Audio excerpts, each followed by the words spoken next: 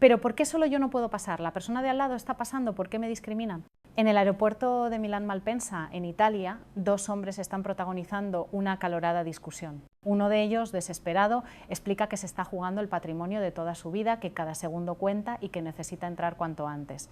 ¿Qué ha podido ocurrir para llegar a esta situación tan caótica? Escogíamos su historia. Hola, me llamo Sofía y nací y crecí en Sevilla. Sí, la de la Giralda y el flamenco, esa misma. Sin embargo, ahora no vivo en Andalucía, sino en Madrid.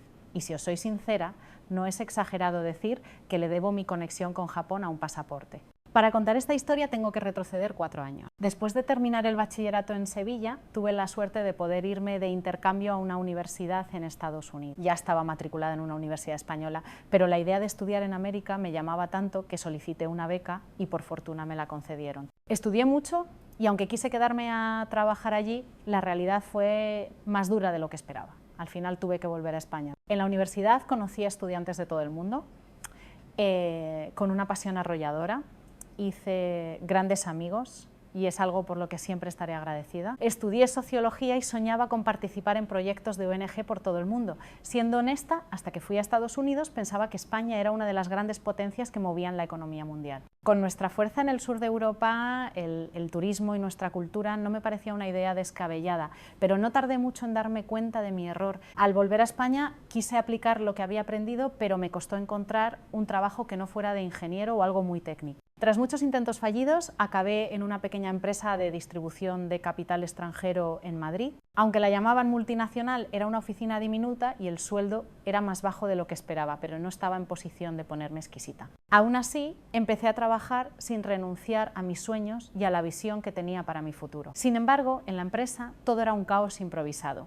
Mi jefe siempre aparecía de la nada con un ha surgido algo urgente y me pedía que fuera yo a ver a un cliente en persona. Todo era un desastre y este patrón se repetía tanto que había días en los que el estrés no me dejaba ni comer. Estaba tan harta que empecé a buscar otro trabajo en secreto, diciéndome a mí misma que aguantaría solo hasta encontrar algo mejor. Un día, mientras vivía esa rutina agotadora, el jefe de equipo volvió a pedirme que fuera a las oficinas de un cliente. Sinceramente no me importa visitar a los clientes, de hecho me encanta. Disfruto conduciendo y soy una persona sociable, así que el trabajo de campo me gusta. El problema es que siempre me lo pedían cuando estaba en medio de otra tarea urgente. Y cuando llegaba casi siempre resultaba ser algo que no era ni importante ni urgente. Por culpa de esto, mi trabajo se interrumpía constantemente y mis verdaderas responsabilidades se quedaban para el final del día. Ese día, una vez más, salí refunfuñando por lo bajo mientras me dirigía a la visita. El dueño de la empresa cliente era un hombre llamado Mateo, un antiguo chef que se había hecho empresario. Se dedicaba a suministrar productos gourmet a grandes supermercados y al parecer me había llamado por un problema con unas facturas. Esto se podría haber solucionado con un correo o una llamada, musité para misa adentro. El señor Mateo debió de oírme porque se disculpó. Lo siento, chica, es que la persona de administración se acaba de ir de la empresa y no tenía otra forma de solucionarlo. Me puse a revisar las facturas, separando las correctas de las incorrectas, organicé todo lo necesario y me preparé para volver a la oficina. Mientras trabajaba, mi enfado se fue disipando y con mi amabilidad habitual le dije: señor Mateo, por favor, revíselo todo. Y emprendí el camino de vuelta. Miré el reloj y ya pasaban de las 5 de la tarde. Aún así, el pensamiento del fin de semana me animaba e iba canturreando mientras esperaba en un semáforo. Y entonces ocurrió. De repente un estruendo a mis espaldas y un impacto tan fuerte que mi cabeza golpeó el volante. Fue todo tan rápido que me quedé en shock. La gente a mi alrededor me miraba. 2 hombres jóvenes bajaron de un coche y se acercaron al mío, golpeando mi ventanilla. Dudé si bajar la ventanilla, porque aunque Madrid no es una ciudad especialmente peligrosa, la seguridad en algunos barrios deja que desear. Y precisamente esa calle era un atajo que yo solía evitar por su mala fama. Estábamos cerca de una zona más segura del centro, pero no podía evitar pensar en ¿y sí? Además, el hecho de que 2 hombres corpulentos estuvieran golpeando las ventanillas a ambos lados de mi coche me llenó de pánico. Parece que se dieron cuenta de mi estado. Uno de ellos sacó una libreta, arrancó una hoja y empezó a escribir algo con un bolígrafo. Me enseñó la nota. ¿Estás bien? ¿Te has hecho daño? Junto a la nota me mostró su tarjeta de visita. Yo seguía sin calmarme, estaba realmente asustada. Mientras yo temblaba de miedo, el otro hombre, rubio, empezó a hacer señales a los coches de detrás para que pudieran pasar y no se formara un atasco. El que había escrito la nota intentó hablarme varias veces, pero como yo no abría, escribió otra. Te doy mi número. Por favor, llámame ahora mismo, y la pegó en mi ventanilla. Finalmente, marqué el número desde dentro del coche. Lo primero que dijo el hombre fue: lo siento muchísimo. Y a continuación: ¿estás bien? ¿Te has hecho alguna herida? Era mi primer accidente de tráfico y estaba aturdida, pero por fin empecé a volver en mí. Me dijo que si estaba herida fuéramos al hospital de inmediato, pero yo estaba tan tensa que ni siquiera sentía dolor. En ese momento una preocupación cruzó mi mente. ¿Y si esta gente intenta escaquearse del seguro? Aunque en España el seguro es obligatorio. Siempre hay casos de gente que intenta dar largas y no hacerse responsable. Poner una denuncia puede llevar años y es un estrés enorme. La ansiedad se apoderó de mí, pero seguía sin atreverme a abrir la puerta. Entonces el hombre me dijo por teléfono: no te preocupes, lo cubrirá todo el seguro. Me explicó que llevara el coche a un taller y que usara un coche de alquiler hasta que estuviera reparado. Me dijo que me pasaría su tarjeta por debajo de la ventanilla y que le llamara si necesitaba ir al médico o para cualquier cosa de la reparación. Yo solo quería salir de allí lo antes posible, así que le dije: de acuerdo, te llamo cuando llegue a la oficina, y sin ni siquiera comprobar el estado de mi coche, colgué y me fui. Ese día, al llegar a la oficina, por fin me sentí segura. Salí del coche y examiné el parachoques trasero. Parecía que con cambiarlo sería suficiente. Por suerte no me dolía nada. Dicen que el dolor de un accidente aparece al día siguiente, así que decidí esperar. Así terminó un día que se me hizo eterno, como si hubiera durado un año entero. Cuando se lo conté a mis padres, lo primero que me preguntaron fue si estaba herida. Afortunadamente, a la mañana siguiente seguía sin sentir ningún dolor, solo una leve rigidez en los brazos, seguramente por la tensión. Mientras desayunaba, no podía dejar de pensar en el coche. Estaba untando mantequilla en una tostada cuando sonó el teléfono. Era la compañía de seguro. Me dijeron que el parte estaba dado y que ya podía llevar el coche a reparar. Vaya, al final no se han escaqueado, pensé, un poco sorprendida. El seguro de coche en España es caro y siempre hay gente que intenta evitar sus responsabilidades. Me sentí aliviada y seguí con mi desayuno. Planeé dejar el coche en el taller de camino al trabajo. En el taller me dijeron que tardarían una semana en repararlo. La idea de tener que ir en metro durante una semana me daba dolor de cabeza, pero me consoló saber que no era nada grave y que el seguro se haría cargo de todo. Avisé a la oficina de que tendría que dejar el coche por el accidente. Al llegar, mis compañeros me preguntaron preocupados si estaba bien, pero a mi jefe no le gustó que llegara tarde. ¿Por qué tenías que tener un accidente justo ahora?, me espetó antes de añadir un rápido: ¿estás bien?, y salir de la oficina. El susto del accidente ya se me estaba pasando y justo cuando iba a salir a comer mi móvil empezó a sonar. Era un número que no conocía. Respondí y una voz masculina con un acento extranjero hablando en inglés se identificó como la persona del accidente. Era él. Me preguntó de nuevo muy educadamente si me dolía algo y si me había llamado el seguro. Se notaba que se estaba esforzando por hacer las cosas bien. Hace 2 años mis padres tuvieron un accidente volviendo del supermercado y el otro conductor no quiso dar parte, así que al final tuvieron que pagar ellos la reparación. Por suerte no se hicieron daño, pero el recuerdo me dejó un mal sabor de boca. Quizás por eso mi voz sonó algo distante cuando le respondí: ya he dejado el coche en el taller y no me duele nada, así que no he ido al médico. No te preocupes, le dije. El hombre suspiró aliviado y volvió a disculparse. Luego me dijo que quería preguntarme algo, quería saber a qué taller había ido. Al parecer, él también tenía que cambiar el parachoques delantero y quería saber si conocía algún sitio de confianza. Le pregunté dónde estaba y resultó que se alojaba cerca de mi oficina. Le dije que el taller estaba por la zona del aeropuerto de Barajas y le di la dirección.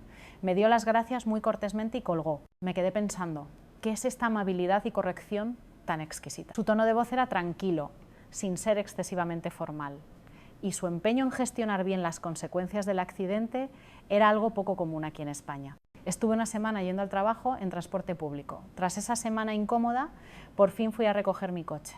El dueño del taller, un hombre muy campechano, me saludó canturreando y me dijo amablemente que esperara sentado un poquito más. Me aseguró que en media hora estaría listo, así que me senté a esperar. Mientras observaba cómo trabajaban, vi una figura que me resultaba familiar y extraña a la vez. Era él, el chico del accidente. Era asiático, y aunque en Madrid hay población asiática, no es tan numerosa, así que recordaba su cara y su ropa. Él no podía reconocerme porque yo no había salido del coche. Dudé si saludarle o no. En ese momento, el dueño del taller dijo: «¡Qué casualidad! Estos 2 coches entraron con un día de diferencia y son el mismo modelo. Pude pedir el parachoques delantero y el trasero a la vez, así que ha sido muy fácil repararlos», y se echó a reír a carcajadas. Finalmente se giró hacia mí y me dijo: «Señorita, su coche ya está listo». Y en ese instante nuestras miradas se cruzaron. Me puse roja como un tomate pensando: «Mierda, Me ha pillado intentando hacerme la loca. Él esbozó una sonrisa y volvió a mirar al mecánico. Aún así me pareció de mala educación no decir nada, así que me acerqué. Oye, perdona, ¿te acuerdas de mí? Tuvimos un accidente de alcance hace una semana cerca de la calle de Alcalá. El hombre se detuvo un momento y respondió: sí, claro que sí. Le expliqué que yo era la que conducía el coche de delante y que el que estaban reparando era el mío. Me quedé tan en shock. Además, esa zona no tiene muy buena fama y como venían dos hombres hacia mí, la verdad es que me asusté. Por eso no abrí la puerta, añadí, dando más explicaciones de las necesarias. El dueño del taller, que estaba escuchando, asintió y se unió a la conversación entre risas. Ya te digo, esa zona de noche es peligrosa hasta para un hombre. No hay que andar por ahí. El chico se disculpó de nuevo. De verdad, lo siento muchísimo. Era la primera vez que pasaba por esa calle, estaba buscando una dirección y no miré hacia adelante. Volvió a preguntarme si me encontraba bien. El seguro lo cubrirá todo, así que tómate tu tiempo para revisar si te duele algo o si hay que reparar algo más, insistió. Me pareció realmente sorprendente. Los españoles también somos amables, pero nuestra amabilidad nace de la pasión y a veces nuestras emociones cambian según nuestro humor del momento. Somos un país pasional y nuestros sentimientos tienen altibajos. Sin embargo, este chico asiático era calmado y correcto de principio a fin. Me dolió un poco durante unos días, pero ya estoy bien, respondí, y por cortesía le pregunté: ¿y tú? ¿No te hiciste daño? Él me dijo que tampoco. Los tres, el dueño del taller, él y yo, nos quedamos charlando un rato hasta que se hizo de noche. Pero justo entonces surgió un problema. Mientras sacaba mi coche del taller a la calle, nos dimos cuenta de que la luz de freno izquierda no funcionaba. El golpe por detrás la había estropeado. Como yo solo había pedido que cambiaran el parachoques, ni yo me había dado cuenta ni el mecánico lo había visto. ¡Ay, la leche! Hoy es viernes y no me queda ni una bombilla de repuesto en el taller. ¿Qué te parece si vienes a recogerlo el lunes?, dijo el mecánico. Por un momento me sentí frustrada, pero él, al ver mi cara, añadió: ha sido culpa mía, la bombilla corre de mi cuenta. Como lo cubría el seguro, que me cobrara o no me daba un poco igual. Sinceramente, quejarme más no iba a solucionar nada. Una bombilla no iba a aparecer por arte de magia, así que no tuve más remedio que decir: vale, volveré mañana. Así que tuve que dejar el coche de nuevo en el taller y decidí volver a casa en un Uber. Es más caro, pero en términos de seguridad es la mejor opción. Mientras pedía el coche, el chico que había estado observando se acercó y me dijo: ¿te llevo yo? ¿Por dónde vives?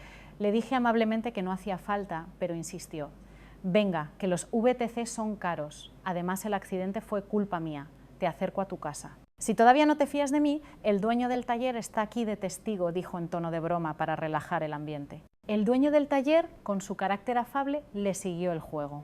Y aquí hay cámaras de seguridad, que lo sepas. Se rió. Arrastrada por el buen ambiente, al final acepté que el chico asiático me llevara a casa. La verdad es que, como ya tenía su tarjeta de visita y su número de teléfono, mi desconfianza había disminuido bastante. Salimos del taller y nos subimos a su coche. Para romper el silencio incómodo le pregunté: no pareces de aquí.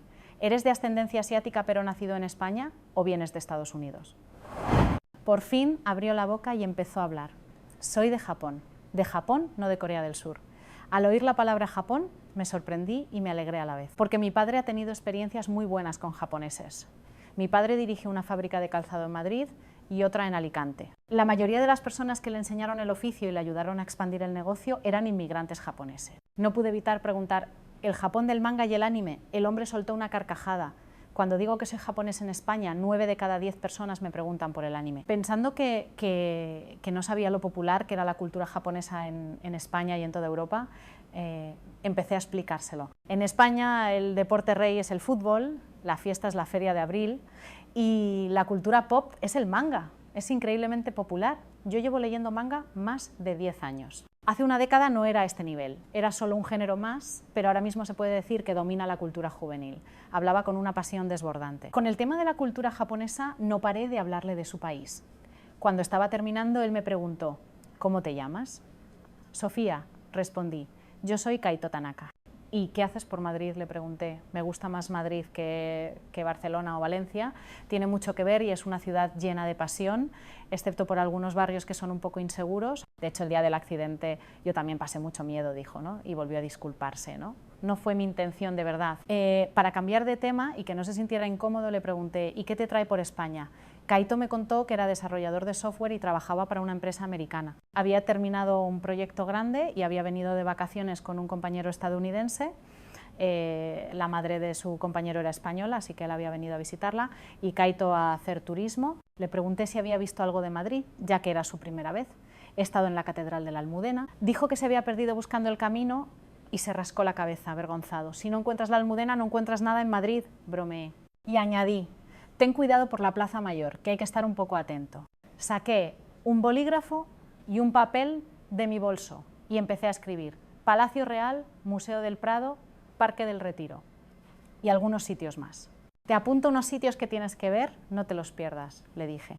Los tours guiados para turistas suelen centrarse en la Almudena, la Plaza Mayor y el Museo del Prado, pero pensé que para un extranjero esos lugares llenos de historia española podrían resultar un poco aburridos. Así que le recomendé subir a la azotea del Círculo de Bellas Artes. Desde la terraza puedes ver todo Madrid, es una vista que te despeja la mente, le expliqué. Ese sitio no estaba en mi lista. Muchas gracias, dijo Kaito. ¿Cómo que no conoces la azotea del Círculo?, pensé para mis adentros.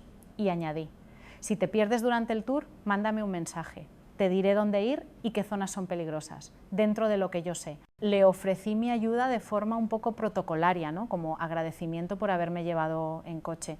Puedes dejarme pasar a la siguiente rotonda. Y un consejo, cuando vayas por la calle, nunca saques el móvil para mirar el mapa. Lleva el bolso cruzado. Y evita los callejones estrechos y oscuros, incluso de día, y no salgas cuando anochezca. Le agradecí el viaje dándole un montón de advertencias y entré rápidamente en mi casa. Así terminó el día. Encontré la tarjeta de visita de Kaito que había guardado en mi agenda. Parece que no era una mala persona. Después de todo, dije en voz alta antes de quedarme dormida. Llegó la mañana de un sábado aburrido. Recogí mi coche del taller y estuve ocupada haciendo la compra para ver el partido del Real Madrid por la noche. Hoy volvía mi padre de la fábrica de Alicante y íbamos a hacer una pequeña fiesta en casa. Salía del parking del supermercado después de hacer la compra a toda prisa cuando sonó mi móvil. Diga, hola, soy Kaito Tanaka, le saludé alegremente. Hola, ¿qué tal? ¿Pasa algo? La voz de Kaito sonaba tranquila y serena, pero me dijo, he tenido un pequeño problema y me preguntaba si podrías ayudarme. ¿Otro accidente de coche?, le pregunté. Pero Kaito me dijo que no, que había perdido la cartera. ¿Te han robado? ¿Estás bien? Me aseguró que no le había pasado nada, que le había ocurrido mientras iba a comer solo. Por costumbre, como haría en Japón, había dejado la cartera en la mesa mientras iba a pedir al mostrador y cuando volvió ya no está. Le respondí un poco exasperada, pero si te dije que nunca dejaras la cartera, el móvil o el pasaporte a la vista, ¿has cancelado las tarjetas? Si has perdido el pasaporte tendrás que ir a la embajada. Me sentía frustrada y apenada por él. Sinceramente me enfadaba mucho que estas cosas les pasaran a los turistas y la imagen que se llevaba de mi país, la situación me irritaba. Entonces Kaito me explicó que por suerte había dejado las tarjetas y el pasaporte en el hotel, solo llevaba algo de efectivo, se había descuidado un segundo y había pasado, bueno, menos mal entonces, le dije. Pero Kaito continuó, el problema no es solo el dinero, es que también llevaba la llave del coche enganchada a la cartera. Como le habían robado las dos cosas juntas, tenía que llamar a una grúa o algo, pero su compañero se encontraba mal y estaba durmiendo, así que no tuvo más remedio que llamarme a mí. No paraba de disculparse, pero a mí la situación empezó a parecerme cómica. Kaito también debió de pensar que su situación era ridícula, porque empezó a reírse. Me tranquilicé y conduje desde el supermercado hasta el restaurante donde estaba. Cuando llegué le pregunté si había comido. Me dijo que con todo el lío se le había quitado el hambre. Como yo tampoco había comido, decidimos comer juntos. Primero llamamos al dueño del taller para pedirle el favor de que enviara una grúa. Mientras comíamos le pregunté, ¿tienes algún plan para esta noche? Pues no, la verdad. Pensaba descansar. Con el coche en la grúa, estoy un poco agotado, me respondió, sin mucho entusiasmo. Entonces le propuse, esta noche tenemos una fiesta en casa, ¿te apetece venir? Kaito abrió los ojos como platos, sorprendido. Para que no hubiera malentendidos, añadí, los españoles solemos invitar a gente a casa. Hoy vendrán muchas otras personas. Quizás en Japón o en Estados Unidos esta cultura sea más rara, pero aquí en España es muy normal. No es una fiesta formal, es solo juntarnos con los vecinos para compartir comida y charlar. Además, hoy hay partido del Madrid y vendrán algunos amigos a verlo. En España, las fiestas, las celebraciones, estas reuniones son parte de nuestra vida. Kaito aceptó la invitación de buen grado. Quedamos en que vendría a la hora de la fiesta y se fue hacia su hotel. Seguramente se sentía incómodo yendo con las manos vacías, porque apareció con 2 botellas de vino. Lo recibí con una sonrisa cuando llegó puntual. Kaito miraba todo con una expresión de asombro. Me dijo que en Japón no era muy común invitar a gente a casa y que, aunque había estado en fiestas en casas americanas, nunca había visto algo de esta magnitud. Al ver su cara de sorpresa, le dije entre risas que se relajara Poco a poco fueron llegando familias de vecinos. Kaito, para no quedarse parado sin hacer nada, empezó a ayudar a llevar platos de comida y a indicar a la gente dónde sentarse. Entonces, nuestro vecino alemán, Helmut, se le acercó y le preguntó: ¿coreano? ¿Japonés? Kaito respondió con una sonrisa: japonés.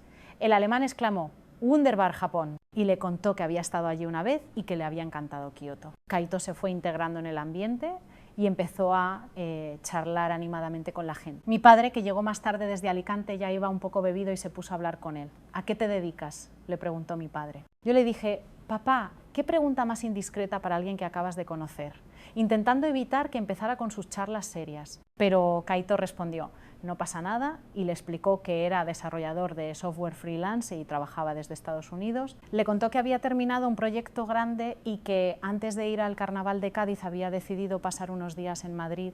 Mi padre levantó el pulgar y le dijo: el Carnaval de Cádiz está muy bien, pero las fiestas de San Isidro en Madrid son lo mejor. Mi padre habló mucho con Kaito, especialmente porque era japonés.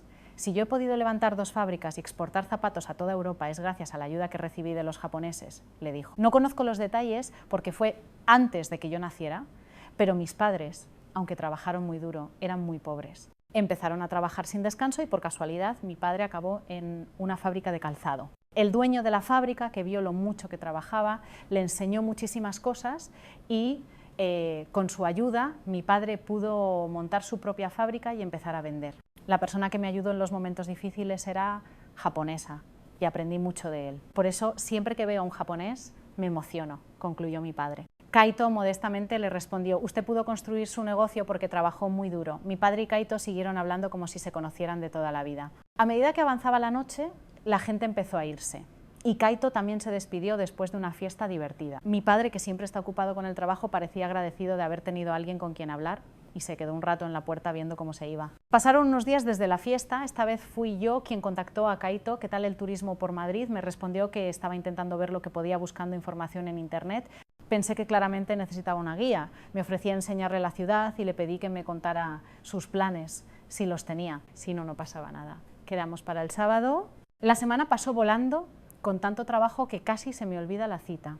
Por fin se acercaba el día de hacer de guía para Kaito. Estaba delante de mi armario mirando qué ponerme cuando sonó el teléfono.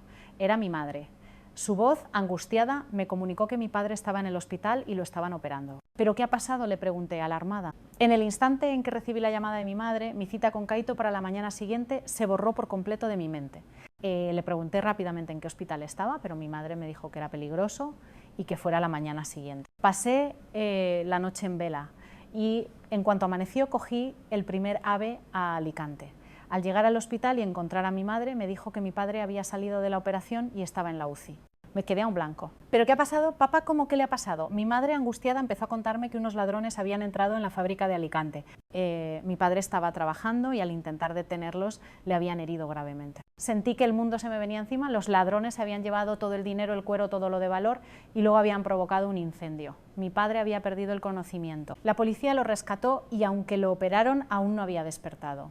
Al oír a mi madre, las lágrimas empezaron a brotar sin control. La idea de que pudiera no despertar nunca, un pensamiento horrible que no quería ni imaginar, se repetía en mi cabeza. Mi madre y yo preguntamos una y otra vez a los médicos y enfermeras por el estado de mi padre, pero solo recibíamos respuestas protocolarias. La operación ha salido bien, ahora hay que esperar a ver cómo evoluciona. No culpábamos al hospital, por supuesto, pero necesitábamos oír que se despertaría, que no tendría secuelas. Lo único que podíamos hacer era sentarnos allí y rezar. Pasamos 2 días y 2 noches enteras sin movernos de ese sitio. Dios mío, si existes, te lo pido por última vez, por favor, deja que mi padre se ponga bien. Repetía sin cesar. Parece que nuestras plegarias llegaron al cielo, porque al tercer día mi padre recuperó la conciencia. Los médicos y enfermeras nos dijeron que ya había pasado lo peor y nos consolaron a mi madre y a mí, que no parábamos de llorar. Cuando por fin pude respirar aliviada, me acordé de mi trabajo. Le había dejado un simple mensaje a un compañero diciendo que mi padre estaba muy grave. Así que no estaba demasiado preocupada por la oficina, pero ahora que lo peor había pasado, lo correcto era llamar e informar de la situación. Llevaba 3 días sin cargar el móvil, así que estaba apagado. Cuando lo encendí, tenía decenas de llamadas perdidas y mensajes. La mayoría eran del trabajo y de mis compañeros. Tenía mensajes de ánimo y preocupación de mis compañeros y hasta de mi jefe. Llamé primero al jefe, El mismo jefe, que siempre parecía tan malhumorado, me preguntó si mi padre estaba bien y me dijo que no me preocupara por el trabajo, que cuidara bien de él. El cariño y el apoyo de la gente hicieron que rompiera a llorar de nuevo. En ese momento oí a alguien corriendo a mi lado, me giré y vi al japonés, a Kaito. ¿Cómo ha llegado hasta aquí?, pensé, y al instante me di cuenta. Mierda. Fue entonces cuando recordé mi cita del sábado por la mañana. Kaito llegó sin aliento. ¿Cómo sabías que estábamos aquí?, le pregunté. Me explicó que había llamado a la fábrica y le habían dicho que mi padre estaba ingresado en este hospital. ¿Y cómo tenías el número de la fábrica? Me dijo que mi padre le había dado su tarjeta de visita en la fiesta. Al parecer, mi padre necesitaba desarrollar un programa para automatizar parte de la maquinaria de la fábrica y le había pedido a Kaito que le recomendara a alguien intercambiando tarjetas en el proceso. Era la primera vez que oía eso. Me contó que el sábado por la mañana me estuvo esperando, pero como no aparecí, pensó que se me había olvidado. Le extrañó que pasara un día entero sin que le diera señales de vida. Al segundo día, preocupado, fue hasta mi casa. Era de noche, pero las luces estaban apagadas y mi teléfono seguía apagado. Así que le preguntó a una vecina que también había estado en la fiesta. Fue entonces cuando se enteró de que mi padre había tenido un accidente y estaba en el hospital. Como no sabía en qué hospital, se le ocurrió llamar a la fábrica y allí le dieron la dirección. Y sin pensárselo 2 veces había venido hasta aquí. La mezcla de vergüenza y gratitud hizo que no pudiera parar de llorar. Kaito, desconcertado por mis lágrimas, me preguntó: ¿tu padre está bien? Le dije que acababa de recuperar la conciencia. Menos mal, repitió Kaito varias veces, realmente aliviado. Los días pasaron y mi padre fue recuperando el color y la lucidez. Con el permiso del hospital pudimos trasladarlo a un hospital en Madrid. Di gracias a Dios una vez más. Poco a poco fuimos volviendo a la normalidad. Mi padre, que siempre ha sido un hombre deportista y activo, se recuperó muy rápido, aunque el humo del incendio le había afectado bastante los pulmones. Pero a medida que la salud de mi padre mejoraba, nuestro negocio se iba hundiendo. La producción en la fábrica de Alicante llevaba ya 2 meses de retraso y con el incendio no podíamos cumplir los plazos de entrega, lo que nos obligaba a pagar penalizaciones. Así que, aunque recuperábamos la salud de mi padre, empezaba una nueva etapa de preocupación y ansiedad por otros problemas. Los zapatos que se producían en Alicante se exportaban a toda Europa: Italia, Alemania, Francia. El parón de la fábrica supuso un golpe devastador para la empresa. Como no podíamos cumplir los plazos, los clientes empezaron a cancelar los contratos y a exigir indemnizaciones y compensaciones por daños y perjuicios. En poco tiempo la empresa estaba al borde de la quiebra. Mi padre, diciendo que así no podíamos seguir, se levantó de la cama a pesar de no estar completamente recuperado. Quería ir a Alicante a ver cuánto tardaría en volver a poner en marcha la fábrica. Era la única forma de saber si podía pedir a los clientes que le dieran más tiempo. Y así mi padre se fue a Alicante. Mientras tanto, mis padres estaban reuniendo todo el dinero que habían ahorrado para pagar las penalizaciones. Teníamos un seguro, pero tardaría mucho en pagar. Y saldar las deudas no solucionaba el problema de fondo. Además, el banco nos había cortado el crédito. Si yo dejaba mi trabajo, mi familia no tendría ni para comer. Avergonzada, llamé a Kaito. Le conté con toda sinceridad la situación que estábamos viviendo. Me preocupaba mucho que mi padre, sin estar del todo recuperado, fuera solo a Alicante. Le expliqué que yo no podía dejar mi trabajo ni pedir vacaciones. Kaito, increíblemente, me dijo que no me preocupara y aceptó mi petición. Así que mis padres y Kaito fueron los 3 a la fábrica. Kaito estuvo pendiente del estado de mi padre y me mantenía informada para que no me preocupara demasiado. Me enviaba fotos de la fábrica, de cómo revisaban los materiales. No podía estar más agradecida por su gesto. Sin embargo, al volver de Alicante, mi padre propuso una idea aún más descabellada. Quería ir a Europa en persona a explicar la situación y pedir una prórroga. Había llamado innumerables veces a los clientes, pero la respuesta siempre era un no rotundo. La única opción que nos queda es ir allí y apelar a su humanidad. Decía, si esto no funciona, empezaremos de cero. Volveré a trabajar en una fábrica para pagar las deudas, sentenció con determinación. Mi padre siempre había sido un hombre tranquilo, pero nunca le había visto una mirada tan firme. Mi madre y yo no pudimos detenerlo, solo le pedimos que antes de ir a Europa se hiciera un chequeo en el hospital.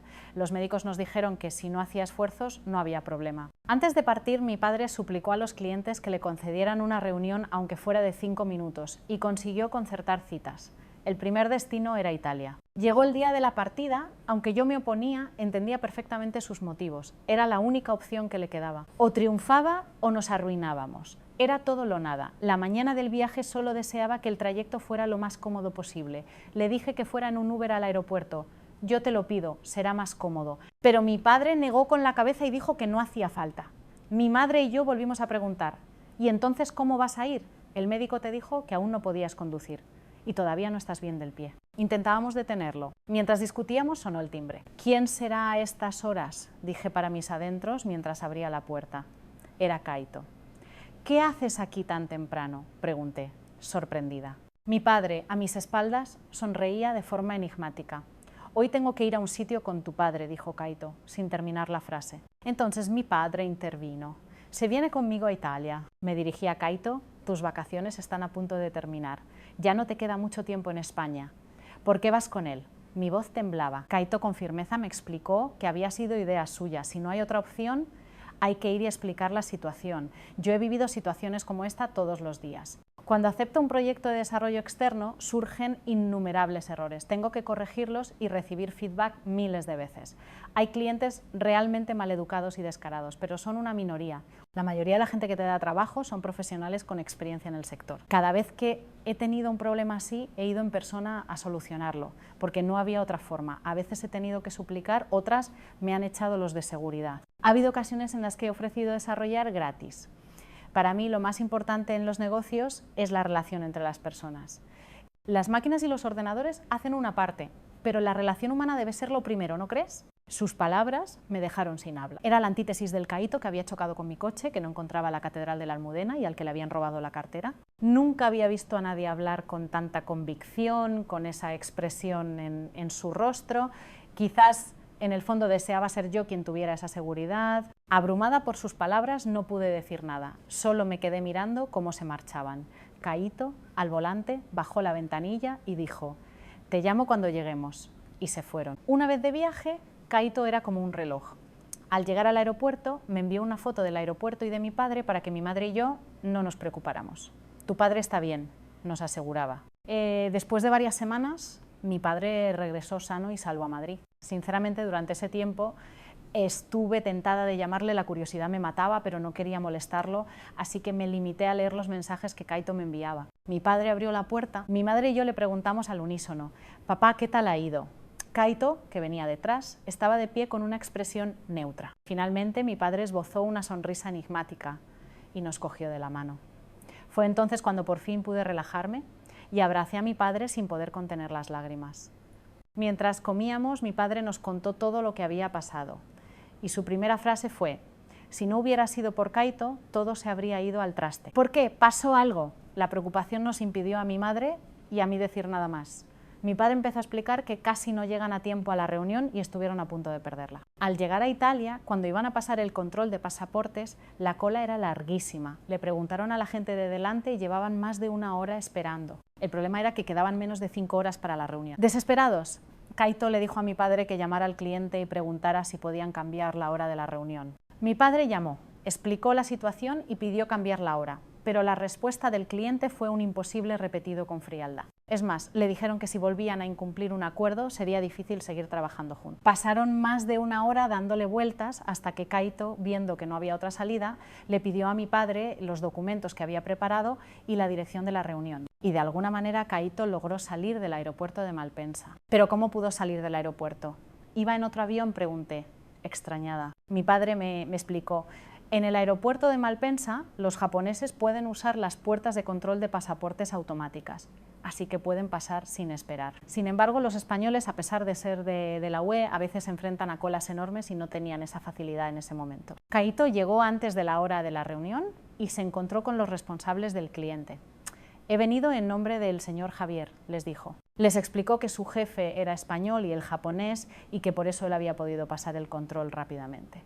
Kaito estaba intentando ganar tiempo, la reunión empezó y Kaito conectó una llamada con mi padre. Mi padre les dijo que el japonés que había llegado antes era su representante, así Kaito hizo de intermediario entre mi padre y el cliente. Pero la reunión no avanzaba y mi padre tuvo que colgar. En la cola del control de pasaportes le llamaron la atención por hablar alto y no tuvo más remedio que cortar la llamada. Kaito continuó la historia. Cuando se cortó la llamada con tu padre, la reunión no mejoró. Lo único que querían era que les entregáramos la mercancía a tiempo. Por más que les explicaba que en esa fecha era imposible, no servía de nada. Después de horas de discusión, la actitud del cliente no cambiaba. Entonces Kaito, que tenía que convencerlos como fuera, les dijo: Si ahora mismo cancelan el contrato y tenemos que pagar la penalización, acumularemos una deuda enorme, pero no tendremos problemas para reanudar el negocio. La razón por la que construimos una fábrica en Alicante fue para tener como objetivo no solo el mercado europeo, sino toda la costa mediterránea. Ya tenemos una fábrica en Madrid para el mercado nacional que funciona a pleno rendimiento. En un par de años, con la fábrica nacional, recuperaremos las pérdidas de la de Alicante. Y con esa capacidad de producción, si contactamos con otras empresas italianas, no tardaremos mucho en recuperarnos. Los directivos de la empresa se pusieron serios. Llevamos 15 años trabajando con ustedes y nunca había pasado algo así, le dijeron. Caíto respondió: en los negocios estas cosas pasan a menudo y gestionarlas es nuestro trabajo, el de las personas. Por eso hemos venido hasta Italia. Ante las palabras de Caíto, la gente se quedó un poco desconcertada y le dijeron que iban a reunirse internamente y que esperara un poco. Unas 3 horas después, un responsable italiano entró y le preguntó: ¿podríamos concertar una nueva reunión con su padre para mañana? Caíto le dijo que sí, que estaban disponibles en cualquier momento y salió de la empresa. Así, después de más de medio día de sudor y nervios, por fin pudo reunirse con mi padre. Al día siguiente, mi padre y Caíto volvieron a visitar al cliente y consiguieron un buen resultado. El cliente les dijo que mantenían el contrato, pero que si había algún problema con la calidad de los zapatos no se andarían con tonterías. Redactaron los detalles del nuevo acuerdo y cuando todo terminó, a mi padre le fallaron las piernas y se desplomó en una silla. Visitaron un total de 4 empresas. Excepto una, en todas consiguieron ampliar los plazos de entrega. La pasión de mi padre conmovió a mucha gente, que le dio ánimos y apoyo. Mi padre, mientras comíamos, no paraba de elogiar a Caíto. Todo es gracias a ti, decía, e incluso bromeaba: deja ahora mismo tu trabajo de desarrollador y vente a la fábrica. Te nombro vicepresidente. Mi padre, mi madre y yo le dimos las gracias de nuevo a Caíto. Él se fue a su casa a descansar del viaje. Esa noche, antes de dormir, llamé a Caíto. Además de darle las gracias, me sentía mal por no haberle podido enseñar Madrid como le había prometido. La próxima vez seré yo tu guía, así que contesta al teléfono, le dije en broma. Y así, después de bastante tiempo en España, Caíto por fin pudo hacer un tour turístico por Madrid. De camino a casa le dije: ya se acerca el día en que vuelves a Estados Unidos, ¿no? Sí, no me queda ni una semana, respondió. ¿Vuelves a Japón o a Estados Unidos?, le pregunté. No voy a participar en el próximo proyecto, así que supongo que volveré a Japón a estudiar o a trabajar en algún proyecto personal, me dijo. No pude sincerarme, pero sentí una pena enorme. La verdad es que me lo pasaba muy bien con Caíto. En poco tiempo se había convertido en alguien que traía alegría y vitalidad a mi aburrida rutina. El tiempo pasó y llegó el día de su partida. Caíto se despidió de mis padres y de mí agradeciéndonos todo. Mis padres le veían irse con mucha pena. Para aliviar la tristeza de la despedida, nos prometimos que volvería a España a ver el carnaval, a hacer fiestas en casa. Caíto volvió a Japón y nosotros a nuestra vida. Mi padre ya está casi completamente recuperado y la fábrica de Alicante vuelve a funcionar a buen ritmo. El único cambio fue que la empresa donde yo trabajaba quebró, así que dejé de ir a la oficina. Con más tiempo libre, pensaba a menudo en contactar a Caíto por redes sociales, pero me esforzaba por reprimir mis sentimientos. Un día recibí un mensaje inesperado. Era de Caíto. Un simple ¿qué tal? Y un mensaje que decía: si alguna vez vienes a Japón, esta vez seré yo tu guía. A mí, que me encantaba la cultura japonesa, siempre había querido ir, pero nunca había tenido una razón. Ahora la tenía. ¿De verdad puedo ir?, le pregunté. Cuando quieras, serás bienvenida, me respondió. Pasé 2 meses preparando el viaje y por fin llegué a Japón. Al salir por la puerta de llegadas, vi una cara familiar. Era Caíto.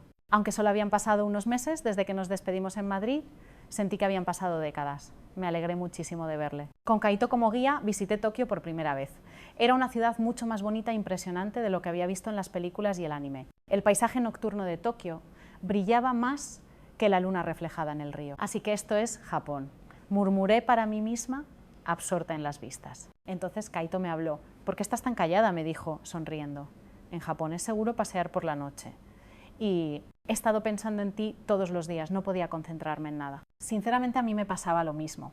Quizás yo había pensado en él mucho más de lo que él había pensado en mí. Con el precioso paisaje nocturno de Tokio como telón de fondo, Caíto y yo por fin pudimos confesar nuestros sentimientos. Tras mi reencuentro con Caíto volví a España y al poco tiempo encontré trabajo en otra empresa. Tuve muchas dudas y dificultades, pero gracias a Caíto, que me animaba en todo momento, logré adaptarme bien. Empezamos una relación a distancia. Sabía que no podíamos perder más el tiempo y decidí que quería casarme con él. No voy a negar que tuvimos muchas dudas durante el noviazgo. Solo podíamos vernos 1 o 2 veces al año. Sin embargo, no dudé ni un segundo en decidir casarme. Actualmente vivo en Japón y soy muy feliz cada día. Siento si la historia se ha hecho un poco larga, pero aquí la doy por terminada. Espero veros en la próxima con una historia aún más interesante. Esta ha sido la historia de Sofía, que ahora vive en Japón. Si os ha gustado el relato, no olvidéis suscribiros al canal y darle a me gusta. Gracias por vuestra atención.